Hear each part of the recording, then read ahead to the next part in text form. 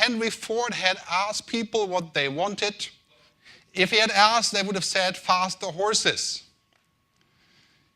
So what we need, I think, many times is we need to have some foresight, some imagination. We cannot ask people and say, what do you want from television in the future? We can ask people, we get answers. But there's a few things that are not entirely obvious to everyone. And if we just make faster horses, we'll just have horses, but we really want a car. I think if we're looking in this direction, the future of television and of film is to send and to receive, not just to send. And that is kind of trivial, obviously. Of course we want to receive, but how? How do we do this? I think the end is the important part. What do you make out of this? 2008, American television watches 11.5 hours per week, internet 8.9, and today, 11.5 hours of television, 14.2 of internet. So has the internet taken away from the television audience? Not according to this, right? Because they're doing both at the same time. Right? That's the answer. It's quite obvious. Television matters just as much, but the internet is taken over as a secondary channel or sometimes a primary channel. They work hand in hand. It's not one or the other.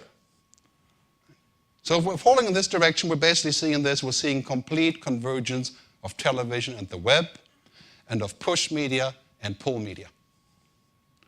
Convergence means that both belong together, but of course in a fragmented market, that means we have to see where we put what. And clearly in 5 years, we won't be talking about internet and television as separate entities. They'll be completely merged. Let's look at the real aspects of this. What does it mean? It means that we are becoming connectors, not just directors. It's a bit different role, different ways of looking at it. So in this context, let me introduce you to the teleweb, the television web. What does that mean? I mean, this green box we're all very familiar with, but of course now the teleweb means, with the iPad, every magazine is a television station. I don't know if you played with the iPad, but that's basically what it does. You click, you point, you move, you swipe. My grandmother can do it.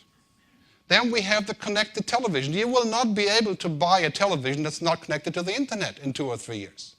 Every single television will automatically connect to the internet.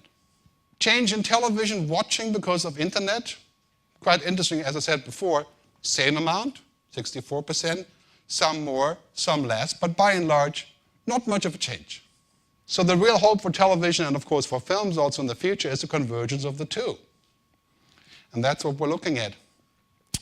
The TV generation and the net generation is completely different kind of user. One wants to switch off, right? Being in front of TV, you switch off, you disconnect. The television, the net people want to switch on, right? Because they're looking to connect with others. That's a whole different frame of mind. Today we have a multiculture. We're saying, have you seen Robbie Williams' latest track with a Thai overdub? Standard procedure for kids. Multiculture, fragmented, sending and receiving. So there you could argue, because of the power of social networks, Facebook could very well be the next BBC. There's one big difference here, of course, right? Facebook does not have a license to broadcast anything. But Facebook is broadcasting us to each other. Facebook is already a broadcaster. So it's a micro-broadcast. Imagine what would happen if Facebook gets a TV license. With one swoop, that'd be as big as the ZDF and BBC and Australian television all thrown together.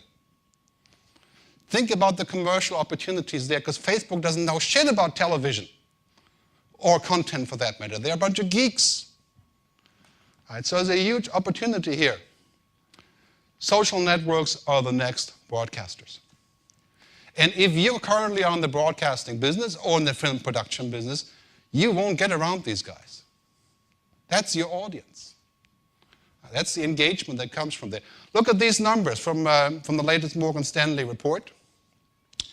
It's not just Facebook. It's QQ, Baidu, Cyworld, Mixi, Orkut, Hi5, and all the other stuff that people waste time with for good reason. Think about what it would do if you could think of Facebook TV. What is your role in this ecosystem? You're going to leave this job to Google? or to Vodafone, or to Facebook. There's a huge potential of collaboration with these companies to create television, film, on-demand content channels. You need to prepare now for total convergence. Again, look at your 13-year-old and you know what convergence looks like. You know what they do at the same time: SMS, the mobile phone, the television, the computer, listening to music and whatever, smoking at the same time. Listen to and watch your kids.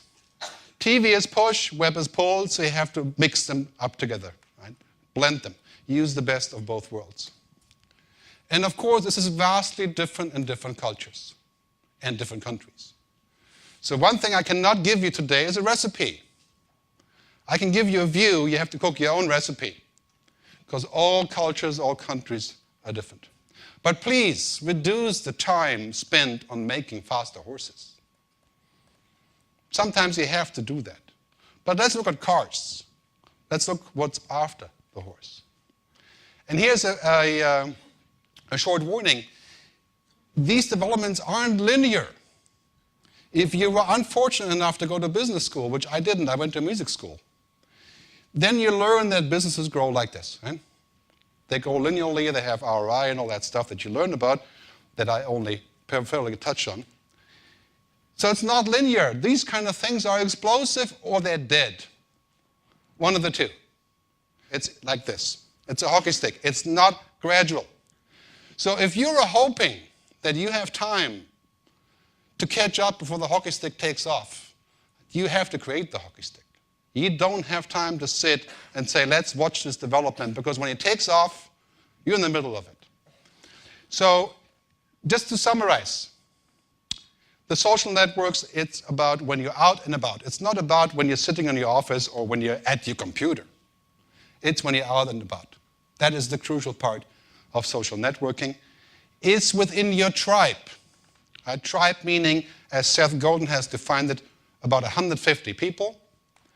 In some cases 500 or 1,000, but a limited number.